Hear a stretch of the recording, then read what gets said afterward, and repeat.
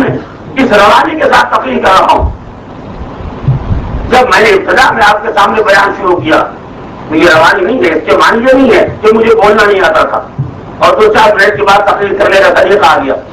مجھے یہ اعلان کرنا ہے کہ حضرات کل پہلی محرم ہے، مثلا جمعرات کا دن ہے، اگست کی 3 تاریخ ہے، پہلی محرم ہے، مجلس 8:30 بجے شروع ہوگی، بیان 9 بجے شروع ہوگا. یہ تو میں ایک ساتھ مجھے کہہ سکتا ہوں،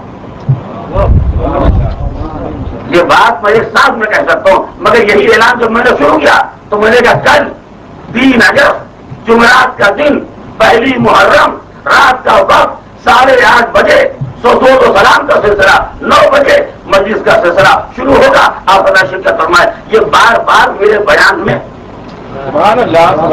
وقفہ کیوں ہو رہا ہے؟ یہ بار بار میں ایک ایک لفظ کو توڑ کے کیوں بیان کر رہا ہوں؟ اس لیے کہ میرا منشا یہ ہے کہ آپ کے ذہن میں 3 اگست بھی رہے، آپ کے ذہن میں جمعرات بھی رہے، آپ کے ذہن میں پہلی محرم بھی رہے، آپ کے ذہن میں وقت بھی رہے، آپ کے ذہن میں بیان بھی رہے. ایسا نہ ہو کہ میں ایک ساتھ میں بیان کر دوں، لوگ یہی سمجھے شادی سب ایک ہی بات ہے یا کوئی الگ الگ باتیں ہیں، سمجھ ہی نہ پائیں. جب مخاطب کو کوئی بات سنجیدگی سے سمجھانا ہوتی ہے تو بیان کو روکا جاتا ہے تاکہ بعض ذہن نشین ہو جائے. اور اس کے بعد خدا نہ کرتا اگر آپس میں اختلاف ہو جائے تو کوئی یہ کہے گا یہ مجلس کب سے شروع ہو رہی ہے؟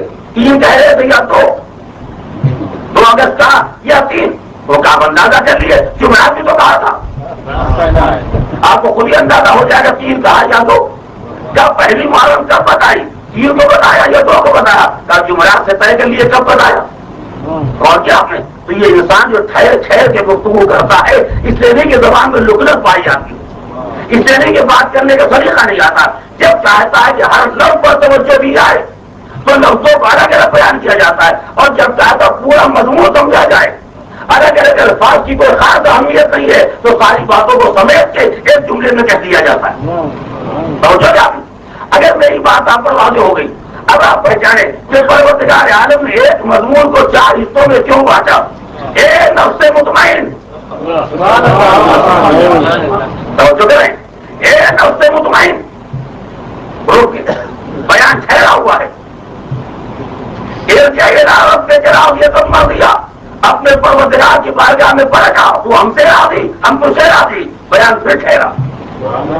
فادخلی فی عبادی، ارے میرے بندوں میں شامل ہو جا، بیان پھر رک گیا. فادخلی جنتی، میری جنت میں داخل ہو جا، اب بیان مکمل کیا گیا. کیوں؟ اس لیے کہ انسان کی زندگی کے 4 مرحلے ہیں. توجہ کریں کیونکہ جیسے تفصیل موضوع نہیں ہے لیکن بہرحال بات کی وضاحت ضروری ہے. اس آیت کو کسی نے نہیں سنا اور کس کو یاد نہیں ہے، مگر کبھی اس رخ سے آیت پر غور تو گیا تاکہ آیت کی معنویت کا اندازہ ہو. انسان کی زندگی کے 4 پہلو ہیں. پہلا پہلو یہ ہے کہ اس کا ذاتی نفس کیسا ہے، توجہ کریں، اس کا نفس کیسا ہے. دوسرا پہلو یہ ہے کہ اس کے اپنے پروردگار سے تعلقات کیسے ہیں. تیسرا یہ ہے کہ پروردگار سے تعلقات ایک طرفہ ہے یا 2 طرفہ ہے. چوتھا رخ یہ ہے کہ اس کے روابط اور تعلقات کن سے ہیں. 5واں رخ یہ ہے کہ اس کا انجام کیا ہے. اللہ نے ان 4 آیتوں میں یہ 5 باتیں بیان کر دی. بات تو ان سے کر رہا ہوں جن کا نفس مطمئن ہے، جن کا نفس غیر مطمئن ہے انہیں نہیں پکار رہا ہوں. اور بات ان سے کر رہا ہوں جن سے میرا تعلق ہے اپنے پروردگار کی طرف بڑھے گا. اور یہ تعلقات ایک طرفہ نہیں ہے کہ یا ہم اس سے راضی ہوں یا وہ ہم سے راضی ہو، نہیں وہ ہم سے راضی ہے، ہم اس سے راضی ہے. اور تعلقات دیکھنا ہے تو تعلقات ہمارے بندوں کے ہیں جن میں ہم شامل کرنا چاہتے ہیں. انجام ہماری جنت ہے جس میں ہم داخل کرنا چاہتے ہیں.